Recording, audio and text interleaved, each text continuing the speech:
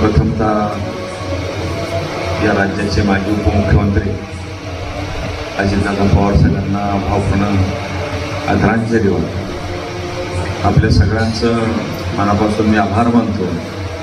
एक सामान्य माणसांनी कार्यकर्त्यांनी निवडणूक हातात घेतली आणि तुमच्या सगळ्यांच्या आशीर्वादानं आपल्या गटातील तिन्ही सीटं मोठ्या मताधिक्यानं निवडून आणली। आपल्याला बऱ्यापैकी माहिती का नाही मला माहीत नाही, जुन्या लोकांना माहिती असेल, आपल्या गावामध्ये 3 टर्म आपण आमदारकीची झाली, बरोबर?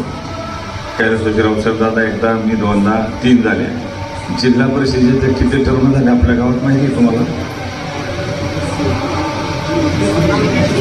किती झाले?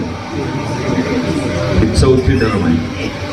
कारण काय झालं, बऱ्याच लोकांना माहित नाही की रावसाहेब दादा पवार हे सुद्धा जिल्हा परिषद सदस्य होते। माहिती का कोणाला? जिल्हा परिषदेचे सदस्य होते। पुढच्या निवडणुकीला ते अध्यक्षपदाचे कॅन्डिडेट होते, पण दुर्दैवानं राखीव झाला कडे आणि हरिभाऊ विश्वे तिकडनं आणून रावसाहेब दादा निवडून आणलं।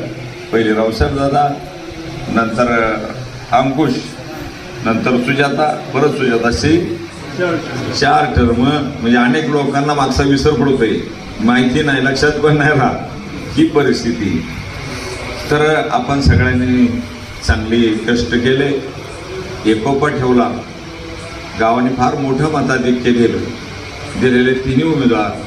आपला आता विकास याला त्याचं भाषण ऐकलं की तो इंजिनियर आहे, त्यामुळं त्याचा फायदा निश्चितपणे आपल्याला होईल। दुसऱ्या आमच्या भगिनी संगीताताई फराटे त्या BA, सुजाता MA, असे तिन्ही पण हुशार माणसं लाभल्या। मी आज दुपारीच माहिती घेतली की DPDC किती रुपयाची असते। तर DPDC साधारणतः आत्ताच्या काळात 1500 कोटी रुपयाची, वर्षाचं बजेट 1500 कोटी। आणि जिल्हा परिषदेच्या हातामध्ये बऱ्याचशा गोष्टी असतात आणि जिल्हा परिषदेची स्वतःची जी बजेट असतं ते सुमारे 500 कोटीचं आहे।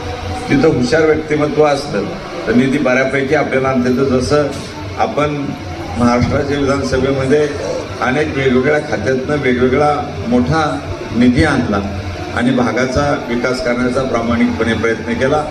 उद्धव बापूंनी सांगितलं ते खरं आहे की माणूस गेला, वर्ष होऊन गेलं, परत तपास नाही। सासकामांच्या पाण्याचा प्रश्न असतो, गोडच्या पाण्याचा प्रश्न असतो, लोकांना रस्त्याचा, विजेचा अनेक प्रश्न आहेत। त्या प्रश्नाला कोणीतरी त्या सामान्याला वाटतं की माझा फोन उचलावा, मला न्याय मिळावा।